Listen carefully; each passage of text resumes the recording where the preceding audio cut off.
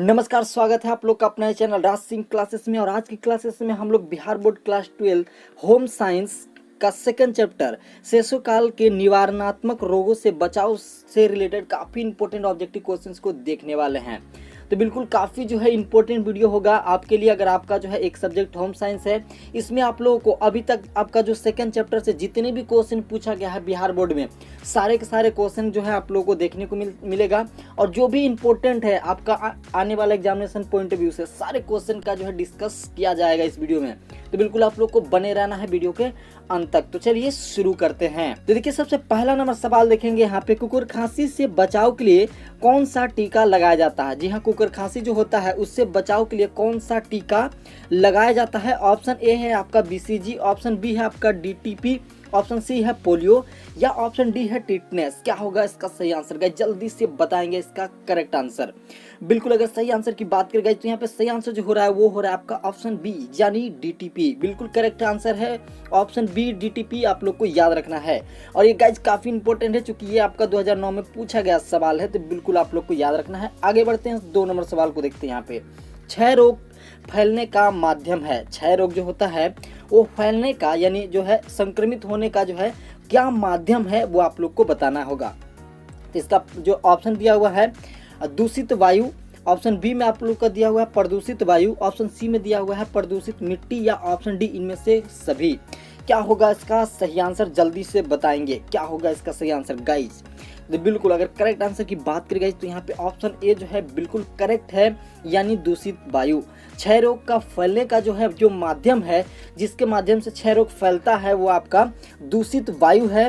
तो बिल्कुल आप लोग को याद रखना है गाइस, ये आपका 2013 में पूछा गया था सवाल। आगे बढ़ते गाइस, यहाँ पे 3 नंबर सवाल को देखते हैं। किसके द्वारा शरीर के सूक्ष्मतम इकाई यानी कोशिका की रचना होती है। गाइस बिल्कुल ऑप्शन है यहाँ पे, ऑप्शन ए है ऊर्जा, ऑप्शन बी है प्रोटीन, ऑप्शन सी है यहाँ पे खनिज लवण, या ऑप्शन डी है आयोडीन। क्या होगा इसका सही आंसर गाइस? बिल्कुल बताएंगे इसका सही आंसर।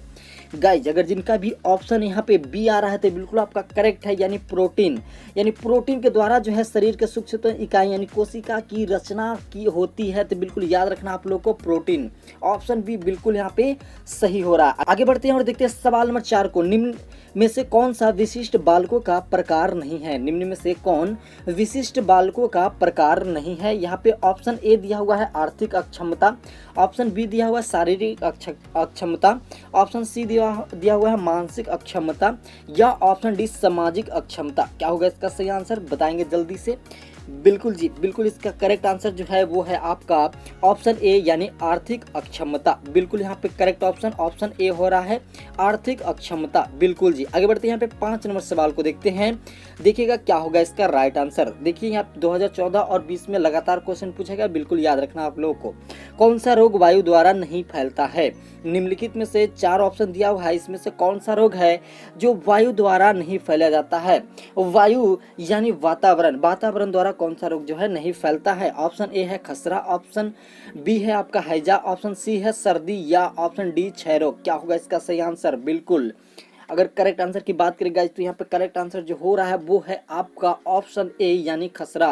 खसरा जो है गाइस ये आपका वायु द्वारा जो है नहीं फैलता है। बिल्कुल आप लोग को याद रखना है। आगे बढ़ते हैं और 6 नंबर सवाल को देखते हैं। संवेदनात्मक विकास कितने प्रकार के होते हैं।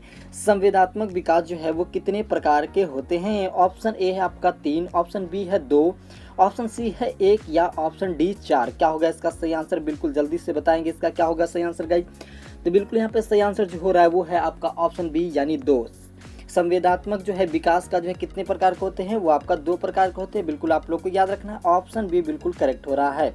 आगे बढ़ते हैं, 7 नंबर सवाल को देखते हैं। खसरे का टीका कब लगाया जाता है। जी हाँ, खसरे का टीका कब लगाया जाता है। यहाँ पे ऑप्शन है 5 महीने में, ऑप्शन बी है आपका 9 महीने में, ऑप्शन सी है 10 महीने पर, या ऑप्शन डी 1 साल पर। क्या होगा इसका सही आंसर? बिल्कुल आप लोग को याद रखना है।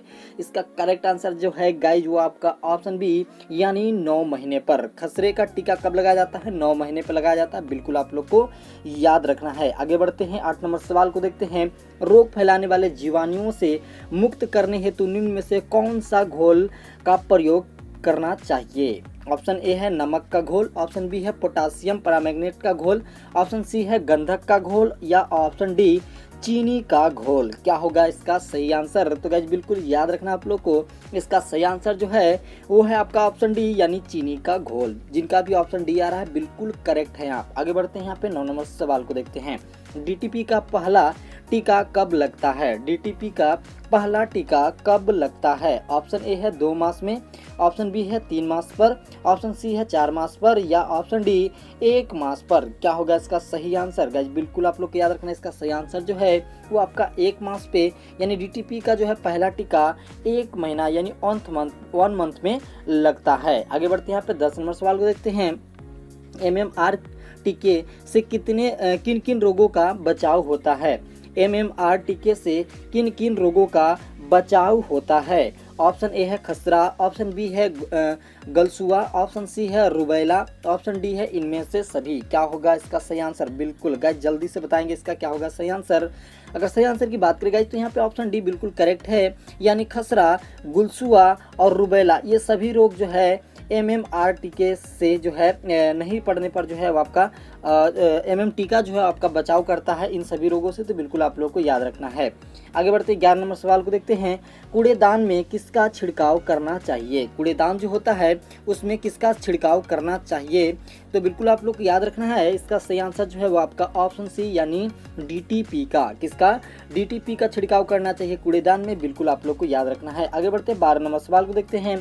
मानसिक न्यूनता कितने प्रकार के होते हैं? मानसिक न्यूनता कितने प्रकार के होते हैं? ऑप्शन ए है आपका 4, ऑप्शन बी है 5, ऑप्शन सी है 3 या ऑप्शन डी 2। क्या होगा इसका सही आंसर? गाइस जल्दी से बताएंगे इसका क्या होगा सही आंसर।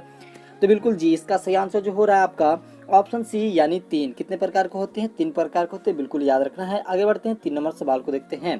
संक्रामक रोग से तात्पर्य है? संक्रामक रोग से क्या तात्पर्य है? ऑप्शन ए है रोग का बार बार होना, ऑप्शन बी है रोग का लंबे समय तक बने रहना, ऑप्शन सी है एक व्यक्ति से दूसरे व्यक्ति को लगाना, या ऑप्शन डी इनमें से कोई नहीं। क्या होगा इसका सही आंसर? तो गाइस बिल्कुल इसका अगर करेक्ट आंसर की बात करें तो वो आपका ऑप्शन सी बिल्कुल करेक्ट हो रहा है, एक व्यक्ति से दूसरे व्यक्ति को लगना, ये आपका बिल्कुल करेक्ट आंसर है 13 नंबर सवाल का। आगे बढ़ते हैं यहाँ पे 14 नंबर सवाल को देखते हैं। विटामिन सी की कमी से कौन सी बीमारी होती है? विटामिन सी की कमी से कौन सी बीमारी होती है? ऑप्शन ए है रतौंधी, ऑप्शन बी है स्कॉर्वी, ऑप्शन सी है आपका एनीमिया, ऑप्शन डी बेरी। क्या होगा इसका सही आंसर? तो बिल्कुल आप लोग याद रखना है, इसका करेक्ट आंसर जो है वो है आपका ऑप्शन बी यानी स्कॉर्वी। विटामिन सी की कमी से कौन सा रोग होता है? वो आपका स्कर्वी होता है, बिल्कुल याद रखना है। ये जो है आपका क्वेश्चन 2009 में पूछा गया है, बिल्कुल याद रखना है आप लोगों को। आगे बढ़ते हैं सवाल नंबर 15 को देखते हैं। ऊर्जा प्राप्ति का प्रमुख स्रोत क्या है? देखिए ऊर्जा प्राप्ति का प्रमुख स्रोत क्या है? ऑप्शन ए में है प्रोटीन, ऑप्शन बी में है कार्बोहाइड्रेट, ऑप्शन सी में खनिज लवण, या ऑप्शन डी में विटामिन। क्या होगा इसका सही आंसर? जल्दी से बताएंगे। बिल्कुल जी जिसका भी ऑप्शन बी आ रहा है बिल्कुल करेक्ट है, यानी कार्बोहाइड्रेट जो है ऊर्जा जो है प्राप्ति का स्रोत है। तो बिल्कुल आप लोग को याद रखना है। आगे बढ़ते हैं यहाँ पे 16 नंबर सवाल को देखते हैं। पेचिश से पीड़ित बच्चों को दिया जाना चाहिए? जी हाँ, पेचिश अगर किसी बच्चे को जो है बीमारी है तो उसमें क्या देना चाहिए? ऑप्शन ए है आपका दूध, ऑप्शन बी है यहाँ पे चीनी युक्त गर्म दूध, ऑप्शन सी नमक युक्त ठंडा पानी, या ऑप्शन डी नमक एवं चीनी युक्त घोल। क्या होगा इसका सही आंसर? गाइस जल्दी से बताएंगे। बिल्कुल इसका सही आंसर की बात करें गाइस तो यहाँ पे ऑप्शन डी यानी नमक एवं चीनी युक्त घोल देना चाहिए पेचिश से पीड़ित जो है जो भी बच्चे हैं उनको। तो बिल्कुल आप लोग को याद रखना, ऑप्शन डी बिल्कुल इसका करेक्ट हो रहा है। आगे बढ़ते हैं यहाँ पे 17 नंबर सवाल को देखते हैं। निम्नलिखित में से कौन सा पोषणहीनता से संबंधित रोग है? निम्नलिखित में से कौन सा आपका पोषणहीनता से संबंधित रोग है? और ये क्वेश्चन आपका 2009 में पूछा गया, तो बिल्कुल याद रखना आप लोग को। ऑप्शन ए है आपका एफ्लुएंजा, ऑप्शन बी है आपका ब्रोंकाइटिस, और ऑप्शन डी है आपका एनीमिया, ऑप्शन सी है आपका एनीमिया, ऑप्शन डी है आपका मलेरिया। तो क्या होगा इसका सही आंसर? तो बिल्कुल आप लोग को याद रखना है, इसका सही आंसर जो है वो आपका ऑप्शन सी यानी एनीमिया बिल्कुल करेक्ट है यहाँ। तो चलिए आगे बढ़ते हैं और देखते हैं सवाल नंबर 18 को। विकासात्मक मनोविज्ञान लाभदायक है? विकासात्मक मनोविज्ञान जो है वो लाभदायक है। ऑप्शन ए बच्चों के लिए, ऑप्शन बी अभिभावक के लिए, ऑप्शन सी शिक्षकों के लिए, या ऑप्शन डी इनमें से सभी के लिए।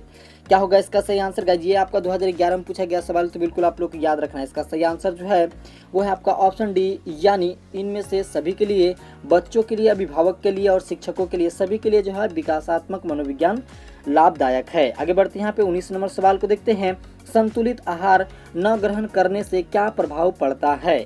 ऑप्शन ए है भार में कमी, ऑप्शन बी है शरीर प्रभाव की क्षमता, आपका ऑप्शन सी है आपका कमजोरी, ऑप्शन डी है इनमें से सभी। तो बिल्कुल आप लोग याद रखना है, इसका करेक्ट आंसर जो है आपका ऑप्शन डी है, यानी इनमें से सभी, यानी भार में कमी, शारीरिक प्रभाव की क्षीणता, ऑप्शन सी कमजोरी, ये सभी जो है सही है। संतुलित आहार न लेने के कारण ये सभी जो है आप लोगों को कारण दिख सकता है आपके शरीर के अंदर। आगे बढ़ते हैं यहाँ पे 20 नंबर सवाल को देखते हैं। रोग विरोधक क्षमता कितने प्रकार की होती है?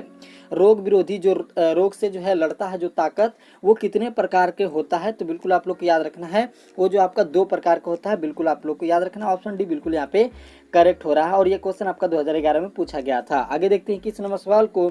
बच्चों को किस रोग से बचाने के लिए विटामिन ए की खुराक दी जाती है? बच्चों को किस रोग से बचाने के लिए विटामिन ए की खुराक दी जाती है? तो बिल्कुल याद रखना आप लोगों को, रतौंधी से बचाने के लिए जो है विटामिन ए का जो है खुराक दिया जाता है। तो बिल्कुल याद रखना है, ये क्वेश्चन आपका 2009 में पूछा गया सवाल है।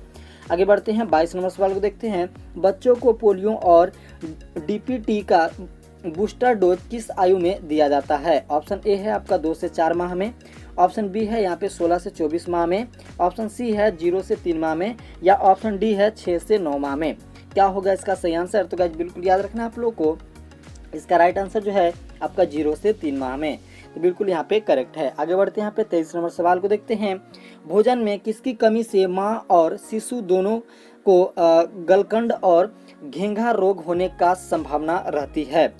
तो बिल्कुल याद रखना आप लोग को, ये जो है आपका आयोडीन की कमी से जो है ये रोग होने की संभावना रहती है। तो बिल्कुल याद रखना आप लोग को, ऑप्शन सी बिल्कुल यहाँ पे करेक्ट है। आगे बढ़ते हैं 24 नंबर सवाल को देखते हैं। स्वच्छता के किस कार्य के लिए जल की अधिकतम आवश्यकता होती है? ऑप्शन ए नहाना, ऑप्शन बी कपड़ों की धुलाई, ऑप्शन सी दांतों की सफाई, या ऑप्शन डी हाथों की सफाई। तो क्या होगा इसका सही आंसर? तो बिल्कुल जिनका भी ऑप्शन बी आ रहा है वो बिल्कुल करेक्ट है। इन्हीं कपड़ों की धुलाई में सबसे अधिक जो है पानी खर्चा होता है। ये जो क्वेश्चन आपका 2018 में पूछा गया सवाल है। आगे बढ़ते हैं यहाँ पे 25 नंबर सवाल को देखते हैं। टाइफाइड एवं हैजा बीमारी किसके जो है संदूषण से होती है? तो बिल्कुल याद रखना आप लोग को, ये जो है आपका ऑप्शन सी, यानी जल और भोजन दोनों को जो है आपका संदूषण से होता है आपका टाइफाइड रोग। तो बिल्कुल आप लोग को याद रखना है। आगे बढ़ते हैं और देखते हैं 26 नंबर सवाल को। WHO का पूरा जो है रूप क्या है, यानी पूरा जो है इसका नाम क्या है? तो बिल्कुल आप लोग को याद रखना है, इसका पूरा जो नाम है वो आपका वर्ल्ड हेल्थ ऑर्गेनाइजेशन है। यानी ये जो है पूरे वर्ल्ड में जो भी रोग जो है, जो नया जैसे महामारी आता है उसका जो है देखरेख करता है, और जो भी स्वास्थ्य के प्रति जो है जो गाइडलाइन होती है उसको तय करता है। ये आपका WHO, तो ये एक संस्थान है जिसे आप लोग को याद रखना है, जिससे फुल फॉर्म हम लोग बोलते हैं वर्ल्ड हेल्थ ऑर्गेनाइजेशन। आगे बढ़ते हैं यहाँ पे 27 नंबर सवाल को देखते हैं। स्त्री के प्रथम दुग्ध स्राव को कहते हैं? स्त्री के प्रथम दुग्ध स्राव को क्या कहते हैं? तो बिल्कुल याद रखना आप लोग को, उसका सही आंसर जो है आपका कोलेस्ट्रम कहते हैं। तो सॉरी, यहाँ पे कोलेस्ट्रम कहते हैं। तो बिल्कुल आपको याद रखना है, ऑप्शन बी बिल्कुल इसका करेक्ट आंसर है। आगे बढ़ते हैं यहाँ पे 28 नंबर सवाल को देखते हैं और आज का यह अंतिम सवाल होगा। निम्न में से कौन खाद्य विषाक्त का लक्षण है? ऑप्शन ए है आपका जी मचलना, ऑप्शन बी है उल्टी होना, ऑप्शन सी है दस्त, या ऑप्शन डी इनमें से सभी। और इसका क्या होगा करेक्ट आंसर, आप लोगों को कमेंट करके बताना है कि क्या होगा इसका सही आंसर। तो बिल्कुल यहाँ पे आप लोग का चैप्टर 2 जो होता है वो खत्म होता है। चैप्टर 2 से आप लोग को इतना ही क्वेश्चन करके जाना है। आई होप जो आपका एग्जामिनेशन में कोई भी जो है क्वेश्चन चैप्टर 2 से नहीं छूटेगा।